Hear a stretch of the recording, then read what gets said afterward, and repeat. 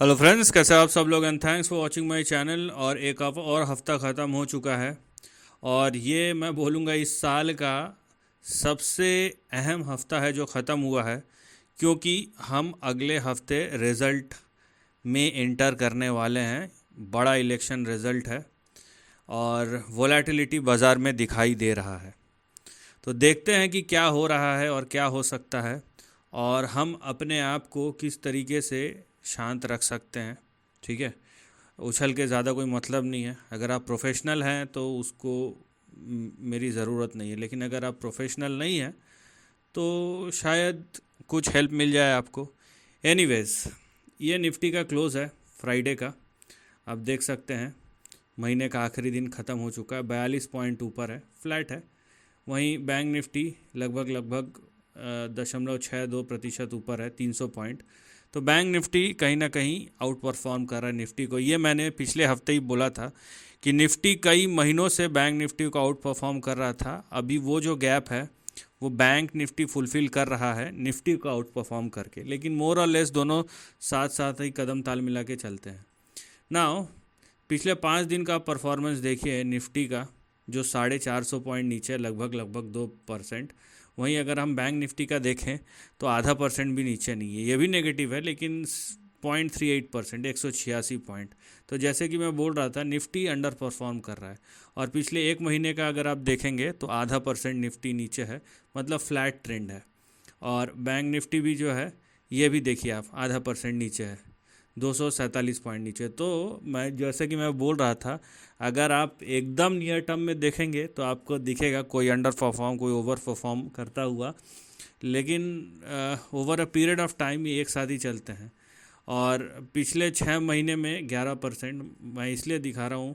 और यहाँ पे देखिए 9.5-10%। नंबर एक कि आपको समझ में आए कि कितना ज़्यादा यहाँ पे एक दूसरे से को रिलेट करते हुए चलते हैं। और नियर टर्म में आप देखिए पिछले एक महीने से जितना भी ऊपर नीचे गया हो, जो भी हुआ हो, नेट नेट आधा परसेंट निफ्टी और बैंक निफ्टी ने कारोबार किया है। वोलेटाइल ट्रेड, वोलेटाइल सेशंस थे।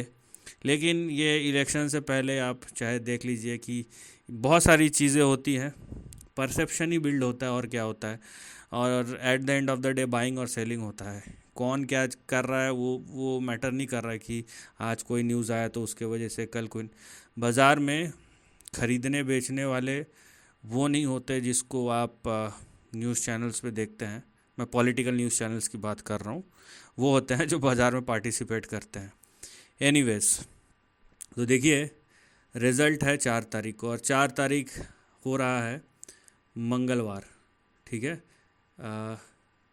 सॉरी 4 मई जो है, यस 4 मई, 4 जून, 4 जून जो है मंगलवार को पड़ रहा है, राइट। और बुधवार को एक्सपायरी है।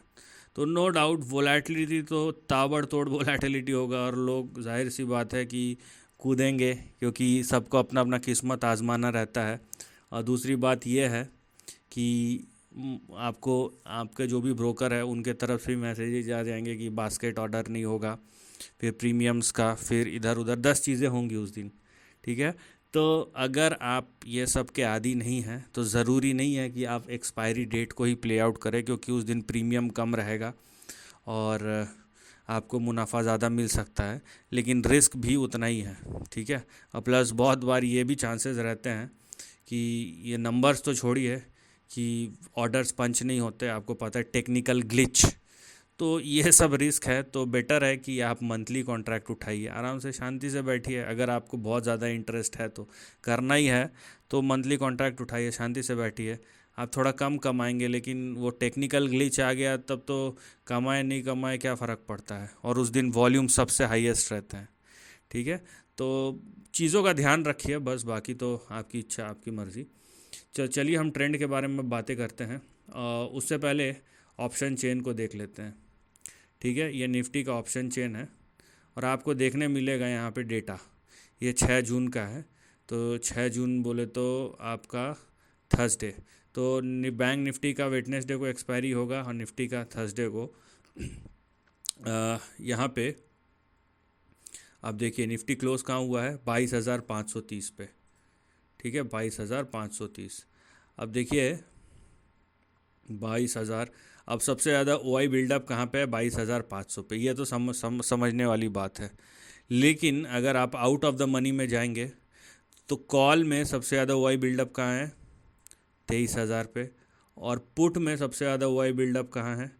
अब देखिए सीधा 22,000 पे। तो करंट प्राइस से आप देखिए 500 पॉइंट ऊपर और 500 पॉइंट नीचे, मतलब अगले हफ्ते का जो रेंज है वो 1000 पॉइंट का रेंज है निफ्टी में। तो यही मैं बोल रहा था, इससे पहले हमने जितने बार भी देखा है 200 पॉइंट 300 पॉइंट रहता है। अभी मतलब 200 पॉइंट ऊपर 200 पॉइंट नीचे इस तरीके से, मतलब 500 पॉइंट का रेंज रहता है। अब सबको पता है वोलेटिलिटी ज़्यादा रहेगा तो रेंज जो है वो एक्सटेंड होकर 1000 पॉइंट का हो गया है। अब बाकी तो एक्चुअल क्या होगा वो अगले हफ्ते ही पता चलेगा। लेकिन यहाँ पे दिख रहा है चीज़ कि वोलेटिलिटी बहुत ज़्यादा होगा और वोलेटिलिटी में आप कमाएंगे ही, इसका कोई श्योरिटी तो है नहीं अनलेस कि आपके पास एक प्रॉपर प्लान हो। उससे क्या होता है कि आप कमाएं ना कमाएं लेकिन आपको पता रहेगा कि आप क्या कर रहे हैं। तो अगर आप इसको सीरियसली लेना चाहते हैं ट्रेडिंग को, तो आपको फिर उस तरीके से चीज़ें सीखने मिलेंगी। लेकिन लोग वैसा करते नहीं हैं, वो वन डे वंडर वाली बात रहती है। बैंक निफ्टी में चलते हैं। बैंक निफ्टी का क्लोज़ है 48,983, 48,983। और 48,983 सबसे ज़्यादा ओआई बिल्डअप कहाँ दिख रहा है? यहाँ पे 49,000 एज़ यूजुअल। और ऊपर देखिए 50,000 पे है कॉल पे अगला ओआई। और नीचे यहाँ पे अगर हम देखेंगे तो एक आपको आएगा ये 48,500 पे, उसके बाद 48,000 पे, और इनफैक्ट उसके बाद आएगा 47,000 पे। ठीक है, आप देखिए एक हाईएस्ट बिल्डअप मैं देख रहा हूँ, एक है 48,000 48,500 पे, लेकिन उसके बाद अगर कोई दिखा रहा है तो 47,000। तो यहाँ पे नीचे 47,000 और ऊपर 50,000, राइट। तो इतना बड़ा जोन यहाँ पे खुला हुआ है, मतलब समझ लीजिए नीचे 1700-1800 पॉइंट और ऊपर 1100 पॉइंट। तो यही चीज़ मैं बता रहा हूँ कि वोलेटिलिटी किस तरीके से यहाँ पे इंटेंसिफाई हो रहा है, इसको समझने की कोशिश कीजिए। और इसीलिए मैंने बोला कि नो डाउट आप थर्सडे वेडनेसडे थर्सडे का लेंगे जिस दिन एक्सपायरी रहेगा, तो आपको सस्ते प्रीमियम मिल जाएंगे।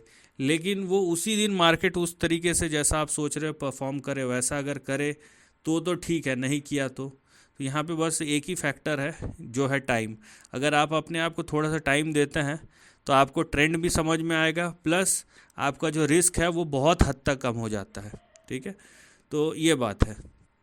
अब ये निफ्टी का चार्ट है, मैं यहाँ पे डेली चार्ट लूँगा ताकि आपको समझ में आए कि हो क्या रहा है। सबसे पहले आप करेंट रेंज को समझिए।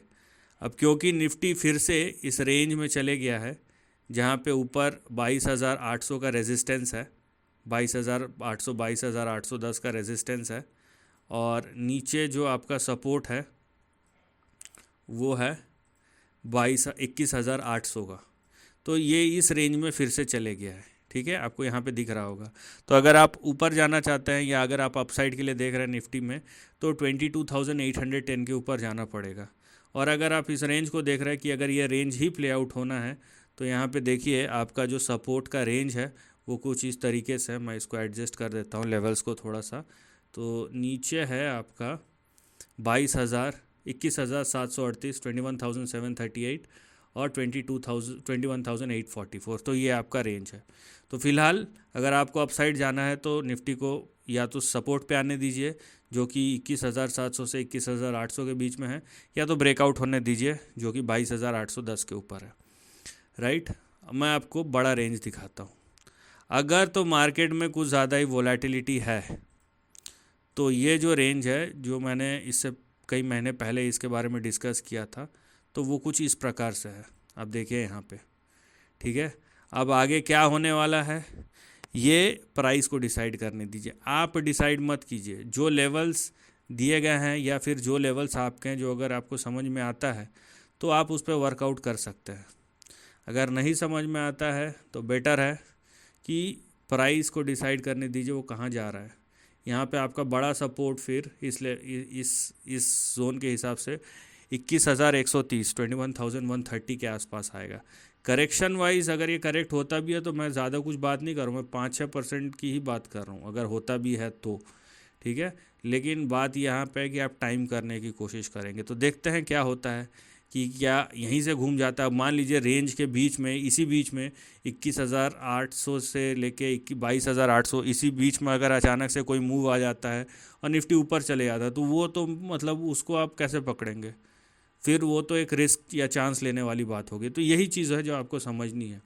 तो यहाँ पे ट्रेंड को समझिए, प्राइस को रिएक्ट होने दीजिए, प्राइस को मूव करने दीजिए इससे पहले कि आप मूव करें। अब चलते हैं निफ्टी बैंक की ओर, और निफ्टी बैंक का जो ट्रेंड है उसके लिए भी मैं आपको एक चीज़ बता देता हूँ। और जैसे कि मैंने शुरू में ही कहा, पिछले हफ्ते भी कहा था कि निफ्टी बैंक निफ्टी को आउट परफॉर्म कर रहा है अभी शॉर्ट टर्म में। तो ये देखिए निफ्टी अगर इस लेवल, क्योंकि बैंक निफ्टी जो है वो ब्रेकआउट लेवल के ऊपर क्लोज हुआ है जो है 48,675, 48,675। अब निफ्टी जो है आप देख रहे हैं रेंज में करेक्ट होकर गिर गया, लेकिन बैंक निफ्टी ये ब्रेकआउट के ऊपर क्लोज हुआ है। तो ये बैंक निफ्टी के पास एक कहीं ना कहीं एडेड एडवांटेज है। तो बैंक निफ्टी अगर 48,675 के ऊपर क्लोज हो रहा है तो जाहिर सी बात है ये अप ट्रेंड में है। अब मैं ये बताता हूँ, जैसे निफ्टी में हमने देखा कि कहीं ना कहीं ये चीज़ बहुत क्लियर है कि वोलेटिलिटी वहाँ पे ज़्यादा क्लियर है बैंक निफ्टी के। लेकिन अगर बैंक निफ्टी में भी ऐसा कुछ होता है तो नीचे फिर ये जो रेंज है सपोर्ट का 46,000 से 46,700, 46,000 से 46,700 ये ओपन अप हो सकता है। ये नीचे का जोन है।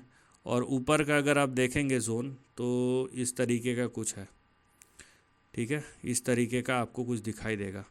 तो क्योंकि बैंक निफ्टी जो है ये अपने ब्रेकआउट लेवल या रेजिस्टेंस लेवल के ऊपर खड़ा है, तो अगर बैंक निफ्टी 48,675 के ऊपर सस्टेन करता है तो इसका अगला मूव 52,400 से लेके 53,400 के बीच में होगा।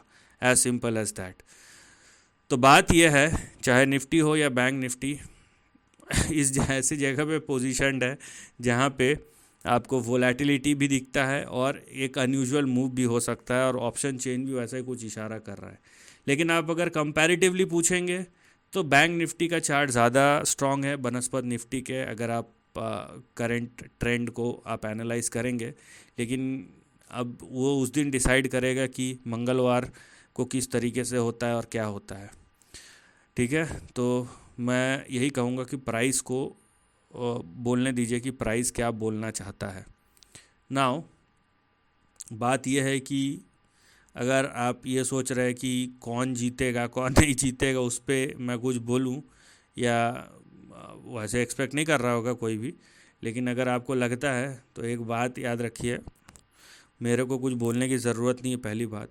दूसरी बात, हर का अपना अपना इंडिपेंडेंट ओपिनियन है। लेकिन सबसे इम्पॉर्टेंट बात है कि आप इमोशनल होके नहीं, अगर रैशनल होके सोचेंगे और रैशनल होके अगर आप जो भी न्यूज़ देखते हो उसी को देखिए, लेकिन रैशनल तरीके से देखिए तो रिज़ल्ट आपको पता चल जाएगा। उसके लिए किसी पोल की या किसी और से पूछने की ज़रूरत नहीं है। आप भी पढ़े लिखे हैं, आपने भी दीन दुनिया देखी है। तो जो हो रहा है उसको अगर आप देख रहे हैं और हो क्या रहा है और रैशनल माइंड क्या बोल रहा है, कौन क्या बोल रहा है, उससे ज़्यादा ज़रूरी ये है कि कौन लॉजिकल बातें कर रहा है, तर्क के साथ बात कर रहा है, ठीक है। अगर आप वो देखेंगे और जो तर्क के साथ और डेटा, खासकर मैं चार्ट को हमेशा प्रेफर करता हूँ। मैं इसको प्रेफर नहीं करता कि मैं क्या बोल रहा हूँ और आप क्या बोल रहे हैं, आपके क्या लॉजिक है, मेरे क्या लॉजिक है। मैं प्राइस पे बिलीव करता हूँ। उसका मतलब ये है कि मैं डेटा जो है एक्चुअल जो आंखों के सामने दिखाई देता है मैं उस पर बिलीव करता हूँ। तो जो डेटा आपको आंखों के सामने दिखाई दे रहा है, आप अगर उसको देख के रैशनली डिसीजन लें तो आपको पॉलिटिक्स में रिज़ल्ट का भी पता चल जाएगा और शायद जो बाज़ार का ट्रेंड है उसके बारे में भी। हो सकता है एक दिन आगे पीछे हो, मैं ट्रेंड की बात कर रहा हूँ, मार्केट ट्रेंड की, ठीक है, लेकिन ओवरऑल ट्रेंड वही रहने वाला है। So this is the end of the video. Thanks for watching.